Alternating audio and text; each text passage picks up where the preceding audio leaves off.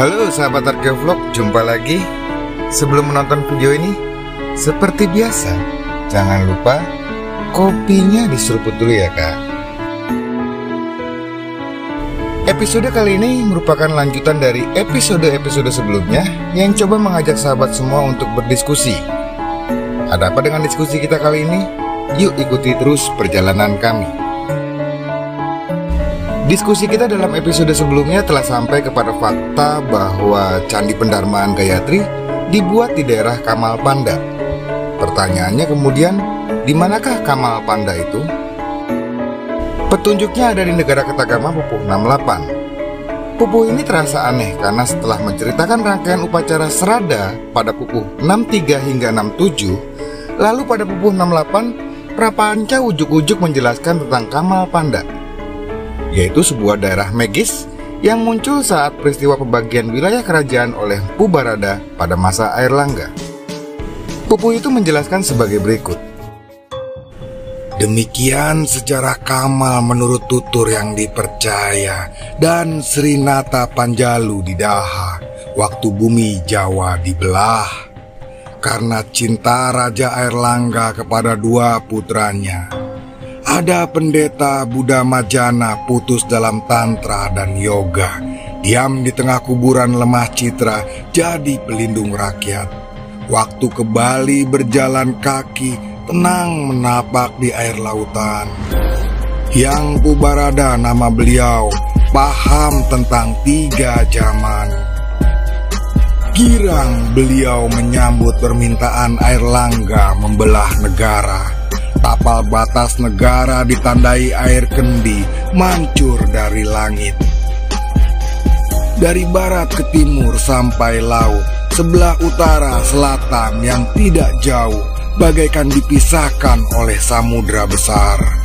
Turun dari angkasa sang pendeta berhenti di pohon asam. Selesai tugas, kendi suci ditaruh di dusun Palungan. Marah terhambat pohon asam tinggi yang puncaknya mengait jubah, Empu Barada terbang lagi mengutuk asam agar jadi kerdil. Itulah tugu batas gaib yang tidak akan mereka lalui. Itu pula sebabnya dibangun candi memadu Jawa lagi. Semoga Baginda serta rakyat tetap tegak teguh waspada, berjaya dalam memimpin negara yang sudah bersatu padu. Prapanca sepertinya perlu menjelaskan tentang sejarah Kamal Panda dalam satu pupuh tersendiri, karena latar belakang sejarah dari Kamal Panda inilah yang menjadi alasan kenapa Candi Pendarmaan bagi Gayatri dibangun di sana. Dalam pupuh 69 diceritakan juga oleh Prapanca sebagai berikut. Pratsnya Paramitapuri, itulah nama candi makam yang dibangun. Arca Sri Rajapatni diberkahi oleh sang pendeta Jiana Widi. Telah lanjut usia, paham akan tantra, menghimpun ilmu agama. Laksana titisan Empu Barada menggembirakan hati Baginda. Di Bayalangu akan dibangun pula candi makam Sri Rajapatni. Pendeta Jiana Widi lagi yang ditugaskan memberkati tanahnya. Rencananya telah disetujui oleh sang menteri Demung Boja, Wisesapura namanya, jika candi sudah sempurna dibangun. Candi makam Sri Rajapatni tersohor sebagai tempat keramat. Tiap bulan Badrapada disekar oleh para menteri dan pendeta. Di tiap daerah rakyat serentak membuat peringatan dan memuja. Itulah surganya, berkat berputra, bercucu Narendra Utama.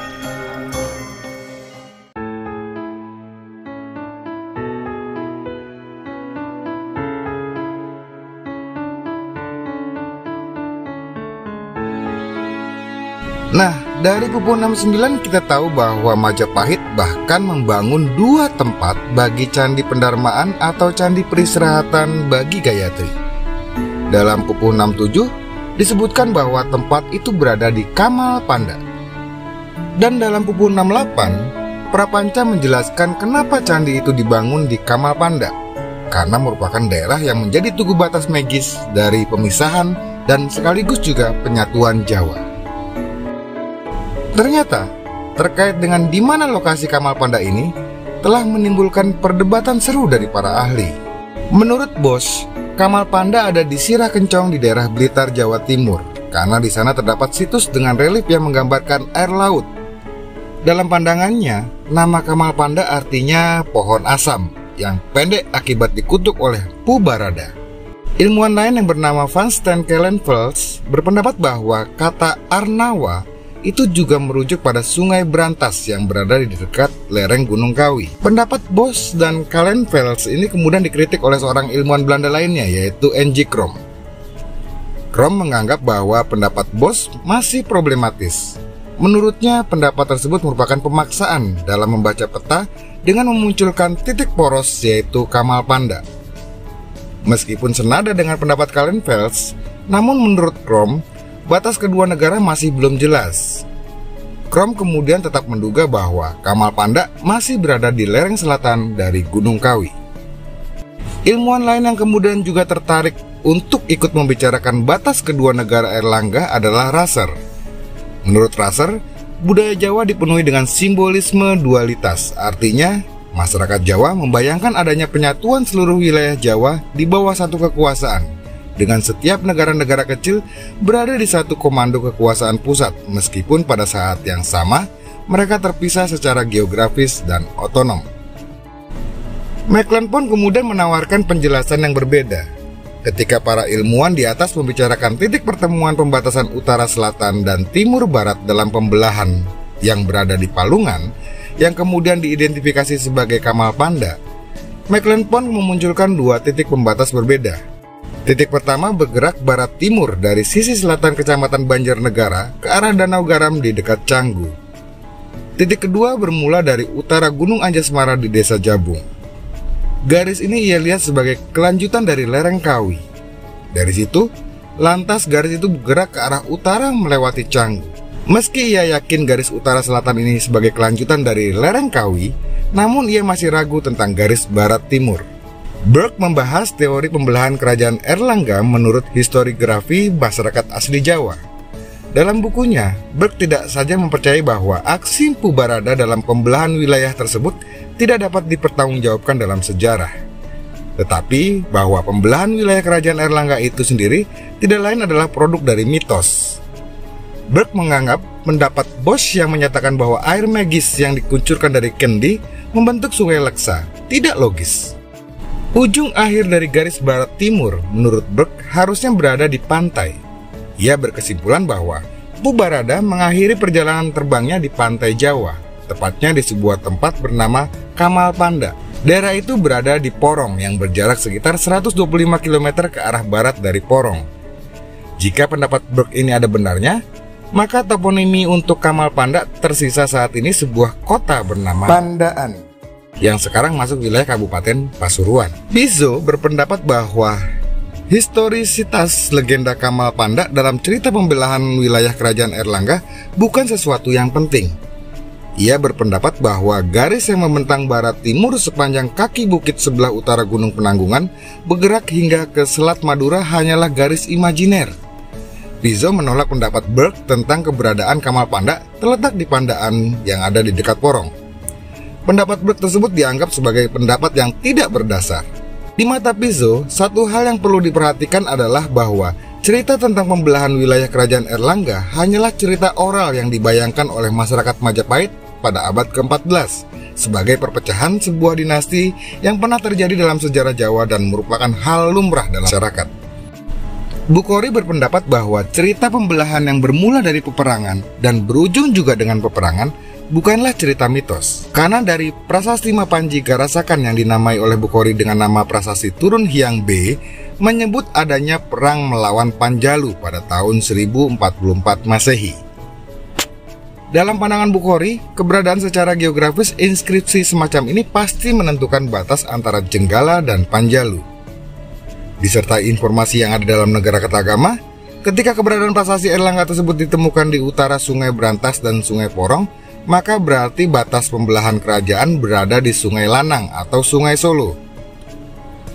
Menurut Bukhari, Sungai Lanang, sungai kecil pecahan dari Sungai Lamong, merupakan sungai hasil dari air Megis Pubarada yang mengucur dari Kendi. Alasannya, karena sungai ini tidak jauh dari tempat ditemukannya prasasti Pamotan. Bahkan Bukhari meyakini lebih lanjut, akan lebih baik masuk akal jika Sungai Lamong menjadi perbatasan antara Jenggala dan Panjalu, karena kerajaan Jenggala berada di utara yang dipimpin oleh Mapanji Garasakan, dan kerajaan Panjalu berada di sebelah selatan sebagai tempat berkuasanya Samarawijaya. Ilmuwan berikutnya yang ikut membicarakan batas kerajaan Jenggala dan Panjalu adalah Max Nihon. Ia berpendapat bahwa persoalan pembatasan antara Jenggala dan Panjalu sesungguhnya berporos di Gunung Anjasmara yang berada persis di tengah Pulau Jawa.